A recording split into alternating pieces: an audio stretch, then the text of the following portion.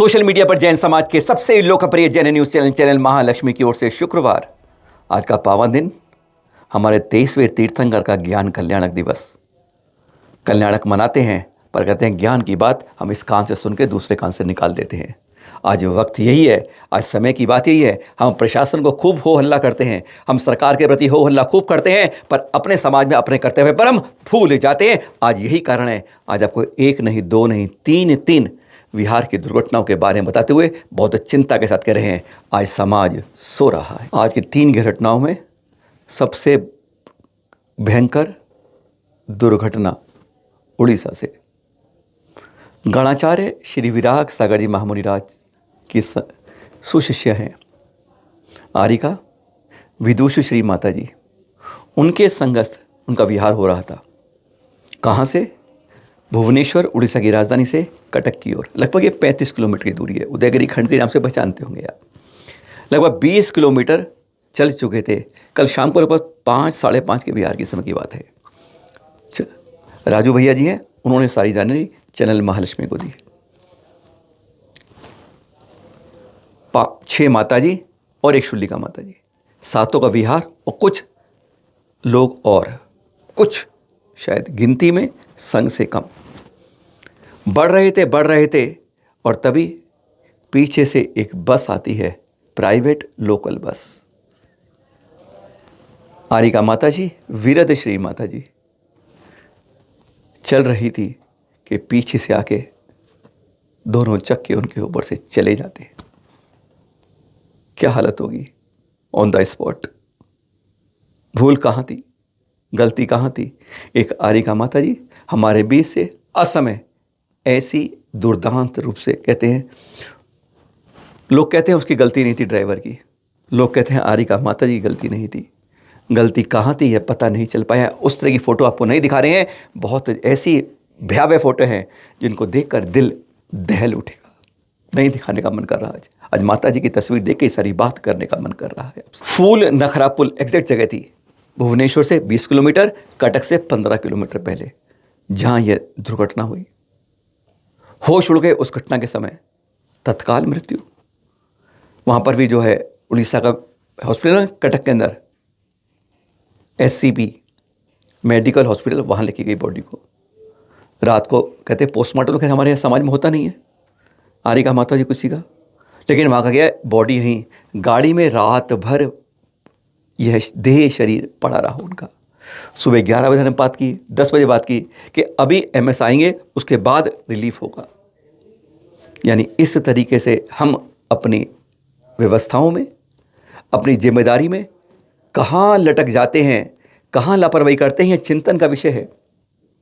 देर बाद स्वर्ग धाम जो हनुमान के पास है वहाँ पर अंतिम क्रियाएं की गई, पर यह सवाल बहुत बड़ा था, असमय मौत का मृत्यु कारण कौन था? अभी और 2 सुनिए, फिर बात करेंगे आपसे अपने समाज की लापरवाही पर। अब 2 दुर्घटनाएं आचार्य श्री के उपसंगों से।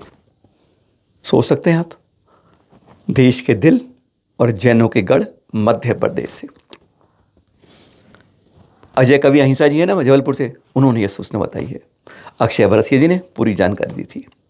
आरिका सूत्रमती माता जी का 10 पिच्ची के साथ विहार चला। पिपरिया की घटना है, कल सुबह लगभग 7 बजे के आसपास की घटना हो गई। विहार चल रहा था कि पीछे से वहाँ बस ने पीछे से जाके चक्के चला दिए। यहाँ पर एक शराबी चला रहा था, पीछे एक आदमी बैठा था और शराबी ने पूरी अपनी गाड़ी विहार के जो लोगों में थी उसमें डाल दी। हैरानगी की बात है, दिनेश भैया जो चल रहे थे साथ में, उनके पैर में चोट आई। दीपक जो साथ में, उनके सर में चोट आई, गंभीर चोटें, दोनों के अस्पताल में भर्ती किया गया। वह तो खुशकिस्मत थी कि माताओं जी से दूर जाके वैवाहिक रूप पकड़ लिया गया। उसे पकड़ा आदमी को शराब में धुत बके जा रहा था, समझ नहीं आ रहा था कि क्या किया जाए। माता जी करी क्षमा कर दो, और ऐसे हादसे हमारे साथ होते जा रहे हैं। कारण बहुत बड़ा है, दोषी हम लोग हैं। तीसरी घटना सबका कुंडलपुर विहार चल रहा है तो जानते ही हैं आप, आचार्य श्री के उपसंगों का। विमल सागर जी महाराज, इनका उपसंग चल रहा था। इनका इंदौर से कुंडलपुर की ओर चल रहा है। 27 तारीख को सुबह देवास पहुंचे थे और देवास से फिर आगे बढ़ते बढ़ते, जैसा वैभव भैया जी ने बताया कि दोपहर को फिर सुबह विहार, दोपहर को विहार। लगभग 5 बजे शाम की बात है। तब पुष्पगिरी के पास की बात है कि विहार चल रहा था और फिर एक अनजान बाइक वाला, वाहन कौन सा था ये पता नहीं चल पाया हमें समाचार में, लेकिन एक पीछे आके वाहन ने बहुत तेज टक्कर मारी। जो श्रावक कमंडू लेके चल रहा था, इतनी तेज टक्कर लगी थी कि कमंडू उसके हाथ से थाड़ उड़ गया हवा में। और पता है कहाँ लगा वो? विमल सागर जी महाराज जी के कंधे पर लगा, बहुत तेज, पूरी ताकत से साथ। इतनी तेज ताकत थी कि कमंडू जब उनकी टकरा के गिरा तो टूट गया। महाराज जी से कहा, वो मुस्कुरा दिए। बस मुस्कुराहट में पता चला कि कितनी तेज पीड़ा उनको थी। उनका नहीं, कुछ नहीं हुआ, कुछ नहीं हुआ। पर जिसने देखा था, जिसने देखा वो हतप्रभ हो गया। इतनी तेज भयंकर चोट लगी थी उनको।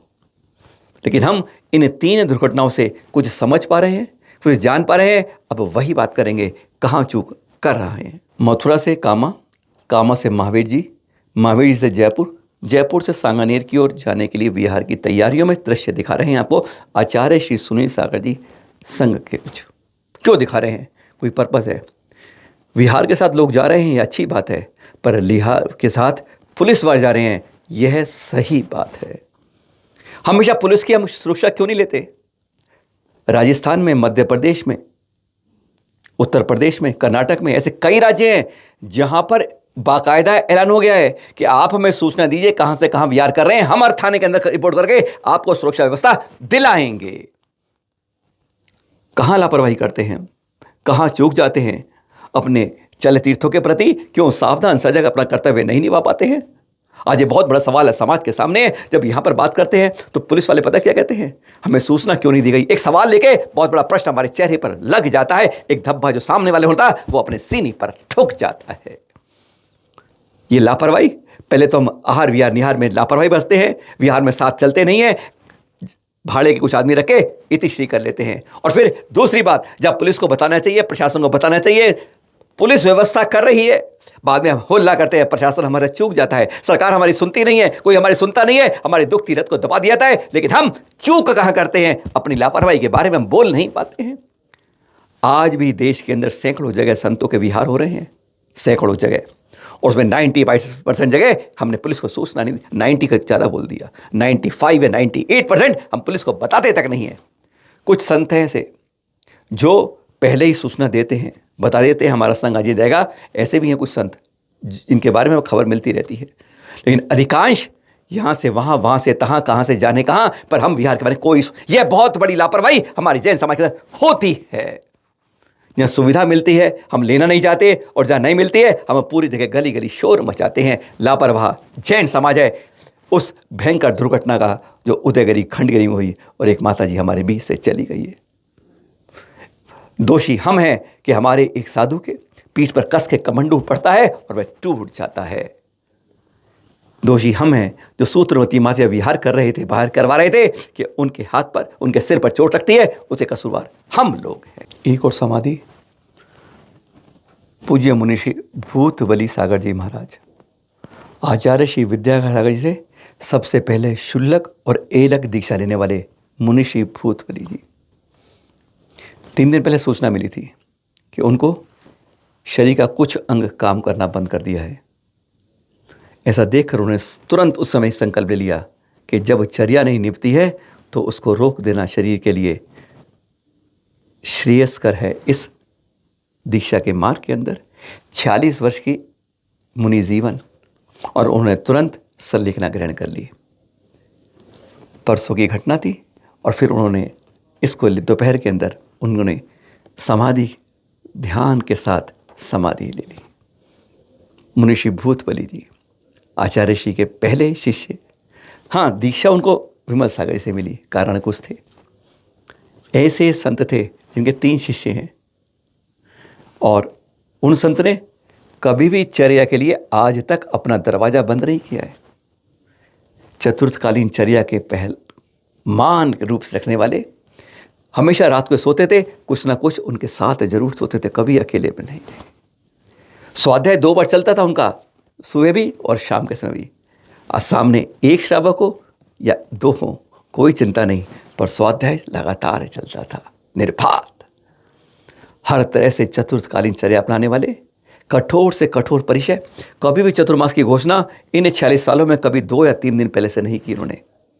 अनियत विहारी का पूरा पालन किया, कब कहाँ चलना है कमंडल उठाया और चल दिए। उनके बारे में क्या किया जाए आज हमारे बीच में नहीं है। और उन्होंने बताया कि अगर जब शरीर का कोई अंग काम करना बंद कर दे और लगे अब इलाज नहीं है तो संलेखना ले लेनी चाहिए। ऐसे गुरुवर के प्रति हार्दिक विनयांजलि अर्पित करता है चैनल महालक्ष्मी और सांध्य महालक्ष्मी परिवार। और सही है, चर्या इतनी उत्तम कि आज बार बार नमन करने का दिल चाहता है।